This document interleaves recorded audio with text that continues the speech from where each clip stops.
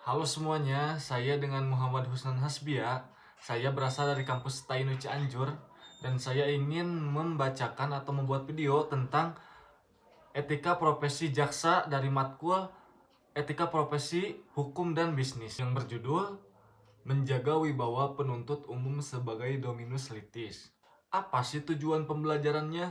Nah, jadi tujuan pembelajarannya yaitu memahami dasar hukum dan filosofis kode etik jaksa di Indonesia. Yang kedua, menjelaskan prinsip-prinsip utama dalam kode perilaku jaksa beserta implementasinya.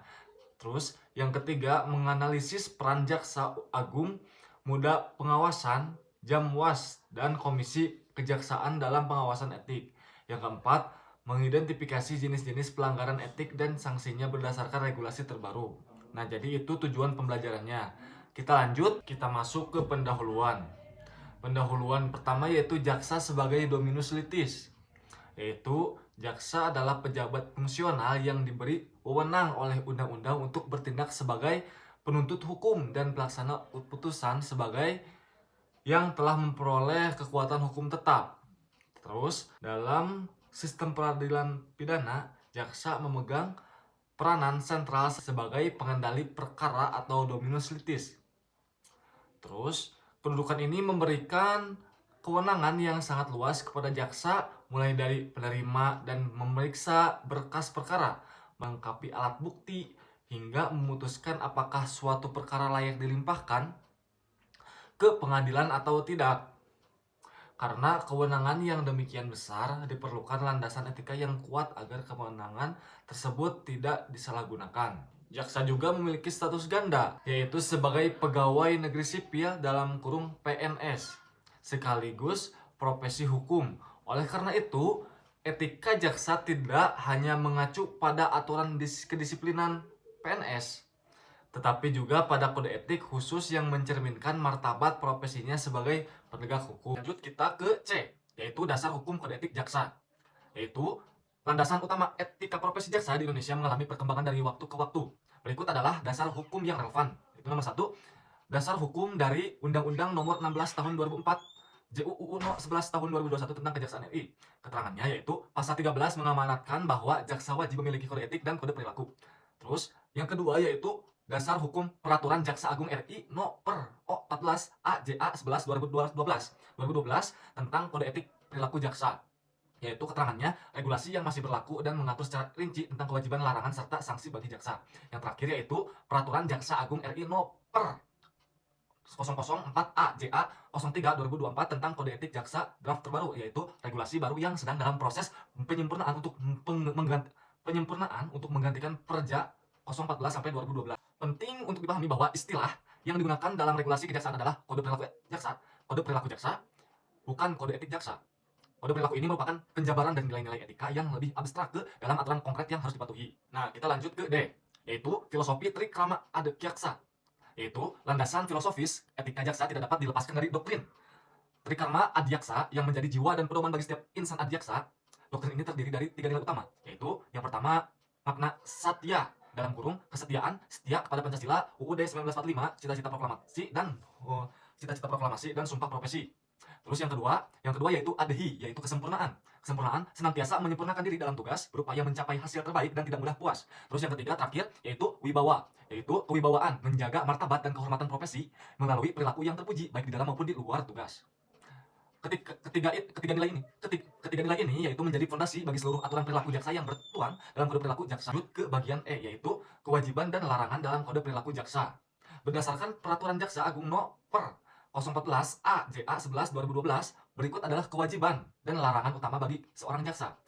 Yang pertama yaitu kewajiban jaksa. Nah, kewajiban jaksa yaitu ada 5 poin. Yang pertama, menjunjung tinggi dan mematuhi hukum, agama, dan moral. Yang kedua, menjaga kehormatan dan martabat profesi. Yang ketiga, bersikap profesional, objektif, dan proporsional dalam menangani perkara. Yang keempat, menjaga kerahasiaan informasi yang diperoleh dalam pelaksanaan tugas. Poin yang terakhir yaitu menghormati hak asasi manusia dan praduga tak bersalah. Masih bagian E, yaitu yang kedua, larangan bagi jaksa. Nah, larangan ini terbagi menjadi 8 poin. Yang pertama, larangan memberikan atau menjanjikan keuntungan pribadi, yaitu dilarang memberikan sesuatu yang dapat menguntungkan diri sendiri atau orang lain dengan menggunakan nama atau cara apapun. Yang kedua, menerima hadiah atau gratifikasi.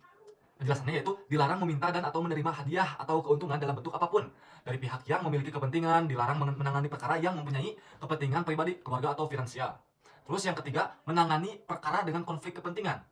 Dilarang menangani perkara yang mempunyai kepentingan pribadi, keluarga atau finansial. Terus melakukan apa? Melakukan pemufakatan melawan hukum. Dilarang berkomplot dengan para pihak dalam penanganan perkara. Terus yang kelima, memberikan perintah melawan hukum. Melawan hukum, penjelasannya yaitu dilarang memberikan perintah yang bertentangan dengan norma hukum yang berlaku. Poin yang keenam, merekayasa fakta hukum. Dilarang merekayasa fakta-fakta hukum dalam penanganan perkara. Terus poin yang ketujuh yaitu melakukan tekanan fisik psikis. Dilarang menggunakan kewenangan untuk melakukan penekanan secara fisik atau psikis. Yaitu poin yang terakhir yaitu menggunakan alat bukti ilegal. Itu penjelasannya dilarang menggunakan barang bukti yang patut diduga telah direkayasa atau diperoleh melalui cara melawan hukum. Next, kita sekarang lanjut ke bagian F. F yaitu pengawasan dan penegakan kode etik. Apa sih penegakan kode etik itu? Yang pertama yaitu pengawasan internal. Jaksa Agung Muda Pengawasan dalam kurung Jamwas. Jamwas adalah aparat pengawas internal di lingkungan kejaksaan yang bertugas melakukan pemeriksaan terhadap dugaan pelanggaran kode etik perilaku jaksa. Sumber dugaan pelanggaran dapat berasal dari ada 3 poin. Yang pertama, laporan pengaduan masyarakat. Yang kedua, temuan pengawasan melekat. Yang ketiga, temuan pengawasan fungsional. Terus yang kedua yaitu mekanisme pemeriksaan. Apa sih jika terdapat dugaan pelanggaran? Proses pemeriksaannya adalah sebagai berikut. Ada 4 poin. Yang pertama yaitu pemeriksaan awal dilakukan oleh aparat pengawas internal untuk melakukan klasifikasi. Yang kedua yaitu pembentukan majelis kode perilaku MKP jika hasil pemeriksaan awal menunjukkan adanya pelanggaran pejabat yang berwenang membentuk MKP. Poin yang ketiga yaitu pemeriksaan oleh MKP. MKP melakukan pemanggilan dan pemeriksaan terhadap jaksa yang diduga melanggar beserta saksi-saksi. Terus poin yang terakhir yaitu putusan. Apa itu putusan? Putusan yaitu jika terbukti bersalah, MKP merekomendasikan penjatuhan tindakan administratif. Nah, jadi begitu. Next, kita lanjut ke bagian selanjutnya. Nah, kita lanjut ke bagian 3 yaitu pengawasan eksternal Komisi Kejaksaan. Apa itu Komisi Kejaksaan? Komisi Kejaksaan dibentuk berdasarkan Perpres No. 18 Tahun 2025 diperbarui dengan Perpres No. 18 Tahun 2011. Untuk meningkatkan kualitas kinerja kejaksaan, tugas dan wewenang Komisi Kejaksaan meliputi ada 5 poin. Yang pertama yaitu melakukan pengawasan, pemantauan dan penilaian terhadap kinerja dan perilaku jaksa. Yang kedua, menerima dan menangani laporan pengaduan dari masyarakat. Yang ketiga, berwenang mengambil alih pemeriksaan jika pengawasan internal tidak menunjukkan kesungguhan atau terjadi kolusi. Terus poin yang keempat yaitu mengusulkan pembentukan majelis kode perilaku jaksa. Terakhir, menyampaikan rekomendasi kepada Jaksa Agung untuk ditindak. Kita next lanjut ke bagian G yaitu jenis sanksi pelanggaran. Sanksi atau pelanggaran kode etik perilaku jaksa bersifat administratif, namun tidak mengesampingkan ketentuan pidana jika perbuatan tersebut juga merupakan tindak pidana. Berdasarkan pasal 14 Perja Kode Perilaku Jaksa, tindakan administratif terdiri dari ada 4 poin. Yang pertama yaitu jenis sanksi ringan, jenis sanksi sedang, jenis sanksi berat, terakhir sama jenis sanksi berat. Yang pertama yaitu ringan, teguran lisan, teguran tertulis, pernyataan tidak puas. Terus jenis sanksi sedang, penundaan kenaikan pangkat, penurunan gaji berkala.